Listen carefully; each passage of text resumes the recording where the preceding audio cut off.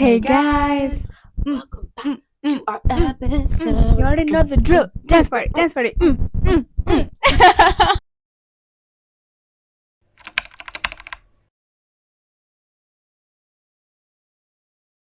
We hope you are just as excited. Let's try to talk slow.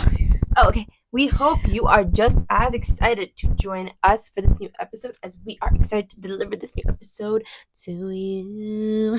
Guys, it has been brought to our attention that we talk quite fast. If you think the same, then comment down below. And what kind of friends are you? Because why didn't you tell us before?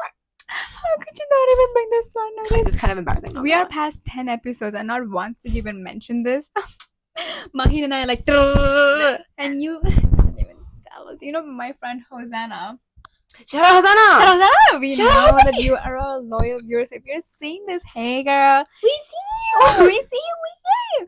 She also, I asked, I was like, do you think we talk fast? And then she was like, well, I don't notice it on the calls, but on the episodes, yeah, I do feel like you guys go a bit fast. I feel like we talk even faster when we're together. Yeah. We generally talk fast, but even faster when we're together. Even my mom, when she watched the first episode, she was like, you guys talk really fast. And That's so wild, isn't it? So we will make a conscious effort to talk slowly in this episode for you guys. But it's funny because when I'm editing, I'm like, oh my god, we talk so slowly. Like, how do I speed this up? So, like, in my head, we're talking slowly already. Yeah. And now we're making a conscious effort to talk even slower. And I already know editing Mer is gonna hate this. Guys, the thing is that we have so much information to deliver to you in 20 minutes because we don't want to make it longer. You know, you guys have jobs, you guys have work, you guys have school, and you guys have jobs, you guys have school, you guys have work and everything. How will we deliver this information And to our you? brains work really fast. We're They like, do. but we have to deliver it slowly. But it's just too slow, guys. Let us know. We really need some feedback. We really do. Anyway. Guys, you know what recently also just happened? By the time you are watching this, it's already like weeks away. But recently there was the Ambani wedding. So, who exactly are the Ambani family like? Because I'm not Indian, so I really am not in the know about this. So I don't really know much about them. All I do know is that they are the richest family in India. They're really influential, and recently was the youngest son's pre-wedding celebrations. where Rihanna was in attendance. I just quickly Who's gonna perform at your wedding? Oh, Me. She's gonna be there totally. And my wedding, you're gonna perform. So I quickly Googled Mukesh Ambani, who is the son's father. Yeah. So he is the richest man, basically. The richest man. So basically, in India, not in the world. He is a billionaire industrialist who is currently the richest person in India and the 9th richest person in the world. Crazy. And Forbes pegs his net worth at just under $118 billion. So besides all the wedding looks which we enjoyed, another thing that was circulating in the internet, which desigirlrants was like, wait a minute, what is going on here? Is I'm not sure if you guys know. I'm not sure if you know. Do you know Aradhya Bachchan? Yeah. So she is the daughter of Aishwarya Rai and Abhishek Bachchan, and she is just, I think she's turning 13 years this year. Oh my goodness. But basically she made headlines because of her new look. So up until now, she had bangs consistently for like, I think since the moment her parents debuted her right on screen, if that makes sense. But for the wedding or for the pre-wedding celebration, she didn't have the bangs. She's like growing it out, good for her. But everyone was like, oh my goodness, she looks so pretty. Finally her mother is letting her like leave the house without the bangs. She's gonna have a glow up. But keep in mind, these are all men making these comments at a 12-year-old girl. And I'm just thinking, this is why her mom had her like out and about with the bangs, because like at least that means that she still has a baby look. But the moment she looks a little more grown up, the men were on it. They were like, wow, like the moment she turns 18, yada yada yada. I'm like, whoa, that's crazy. Take a back seat, yo. Seriously, that's crazy. Like, first of all, the fact that the internet has been taken by storm because a girl parted her bangs is something that we really need to magnify on and focus on why people are so obsessed with this, because really you have nothing better to do with your lives. You're like, whoa, this 12-year-old, she doesn't have bangs anymore. Oh my goodness, just because she's a celebrity's daughter, y'all, come on now. And second of all, that's disgusting. That's I actually feel disgusting. so sorry for her. I mean, I don't know if she has access to the internet, if she can see that, but for her parents to Yeah. see all those comments from Indian men, Yeah. like basically sexualizing her because she looks more adult. Like, we really need to be focusing on why we're sexualizing girls at such a young age. She's not doing anything for you to sexualize her. It's just that men just think that as soon as a girl goes through puberty, she looks a little bit older, Yeah. it's automatically that, oh, when she turns 18, Yeah. I'm gonna do that. Like, what? And everyone was like, "Oh my gosh, she was hiding this pretty face behind her bangs," and I was Ew! like, "She's just 12. She's a child! She's just 12. Oh like, my goodness. calm down." When I was like 11, 12, 13, 14, I used to go through so many different phases every single year, you know, with my hairstyle, with the clothes that I used to wear. If I had the whole world scrutinizing and sexualizing every single phase that I went through, I think I would go insane. And it's funny because the past 12 years, everyone's been like, "Oh my god, like her mother has not been letting her debut a new hairstyle. She's been having bangs for so many years. Why is Aishwarya Rai so protective of her daughter?" Now you know why Aishwarya Rai is so protective of her daughter. She could have been onto something there. And everyone's like, Exactly. "I think she has like a forehead disability. Why does she have bangs? I think she has autism. Look at the way she's." I'm like, chill. I don't understand Desi people with this nosiness. Like, they always have something to say, guys. Like, this is the thing about being in a Desi community, being from a Desi community. Unfortunately, men and women alike have something or the other to say about everything, especially kids. Yeah. She's just a child. Doesn't matter if she's a celebrity's daughter. She's just a child, and she changed her hairstyle. And the internet has been taken by storm because people are like, when she turns 18, she's gonna be so hot. Yeah, and they're like, she's gonna have a good glow up because her mother was ex Miss Universe. I'm like, imagine putting that expectation on a 12-year-old. Like, imagine they don't grow up to look as per their expectations. They're gonna be like, oh, she got her father's look, which is also so insulting. That's so mean. And again, just really, really weird that you're talking about a literal child like this. She's just a kid.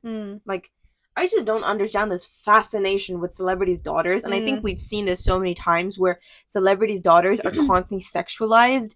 Like, the minute that they go through puberty, people start sexualizing them. And it's like, we really need to be thinking about this. We really need to understand why people in society do this.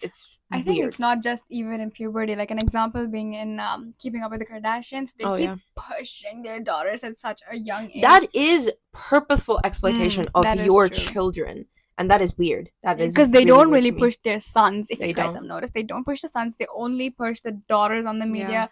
So there's True, North, Chicago, Stormy. I don't really know the other ones. But guys, I don't know. We're not that well versed with the Kardashian universe. But what I'm trying to say is, those kids have been like pushed in the media. But with the son, we hear nothing about the son. I don't even know what Khloe Kardashian's son's name is. I don't even know she had a son. Really? That's what I'm trying to say, guys. Yeah, I completely agree. I think we've actually seen, like, for one, like, on that side regarding the Ambani wedding and everything, like, obviously we see that as a girl just changing her hairstyle, and then people, like, sexualizing her.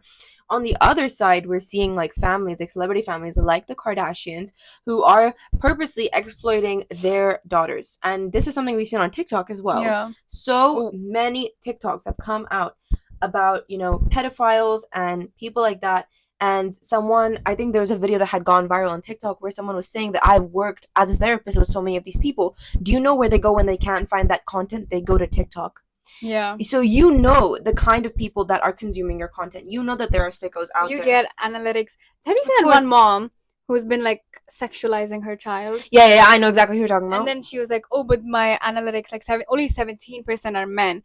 But if you do the mathematics, which we are not that great at, guys. Like, look at her giving the side eye, because we're not great at mathematics. But someone thankfully did the mathematics for us on TikTok, and they said that 17% men mean that's already like 1 to 2 million men.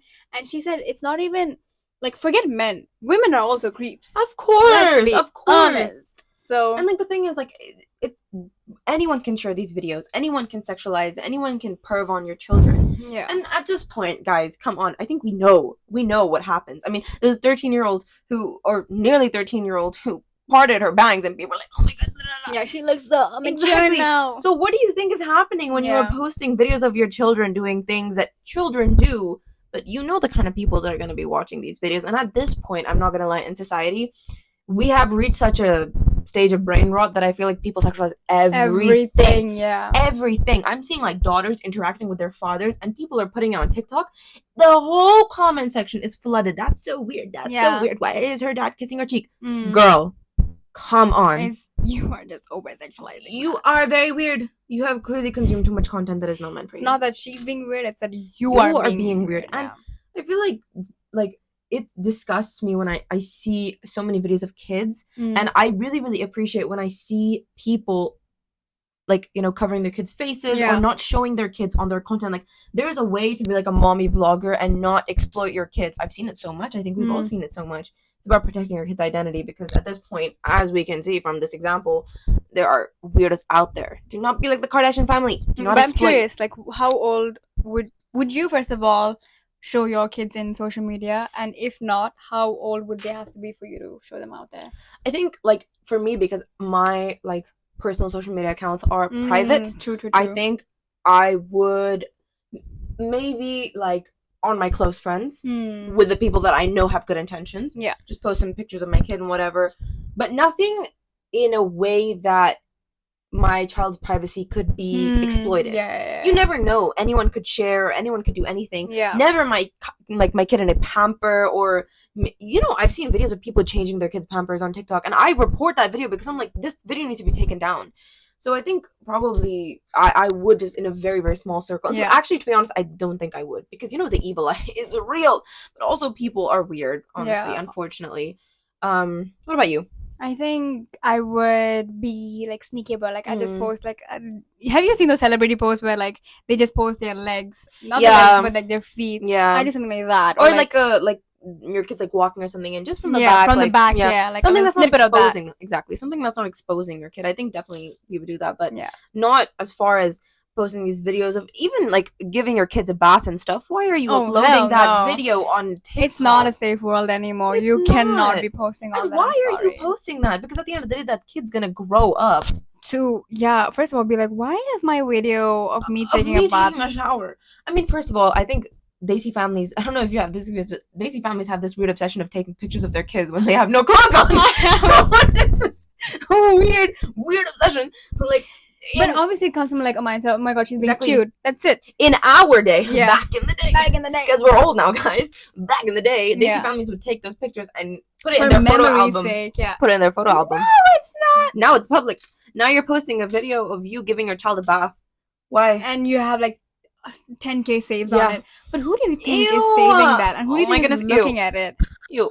That's disgusting. So we really have to be really cautious and safe in this day and age when it comes to what you can post about your child versus what you can't. I've seen like mommy vloggers and stuff, like under their videos, they'll be like, even like 3 comments, right? Of like creepy men being like, oh, she's so pretty. She's such a pretty little lady. Like, ew, first of all, gross.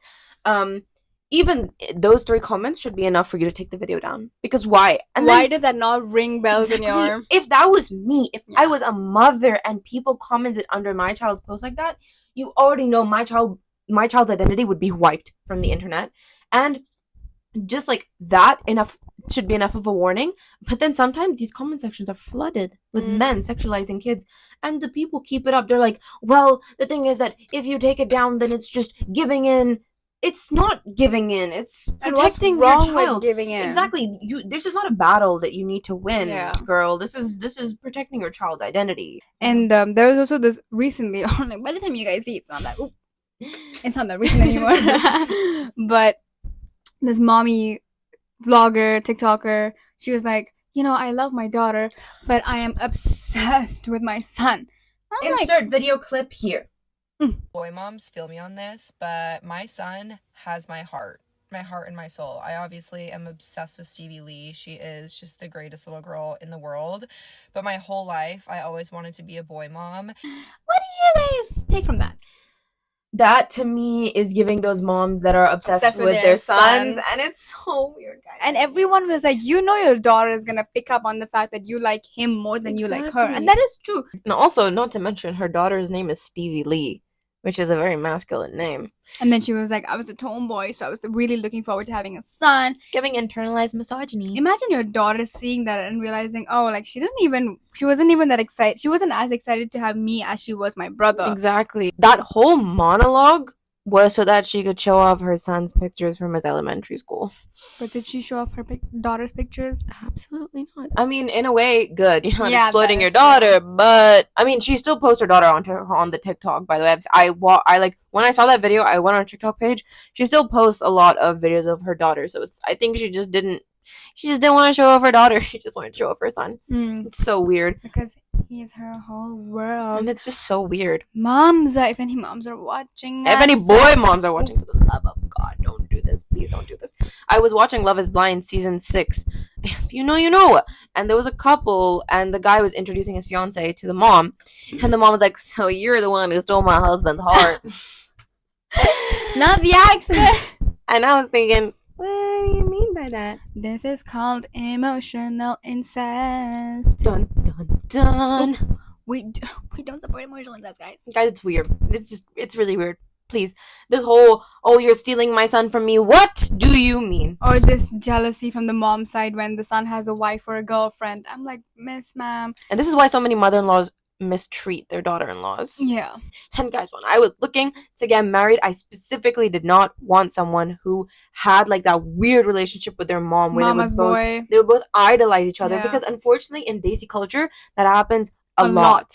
lot. Where the guy prioritizes the mom's opinions. Yeah. Or what she's thinking and feeling more than the wife. And it's weird. Obviously, your mom is so important. Like, no one's saying their mom shouldn't be important, but there should be a healthy relationship between you guys where your mom respects your wife. And unfortunately, in Desi households, that doesn't happen. But to be honest, now, the more I've seen, it doesn't happen in, like, white people households either. Like, moms are so weird towards their daughter-in-laws. Like, I've seen so many, like, kind of TikToks and stuff about people talking about how their mother-in-law mistreated them and would always talk about how she, like, stole her son from her and everything. But you know the difference between Desi households and white households, that at the end of the comments they're always like, so we cut her off.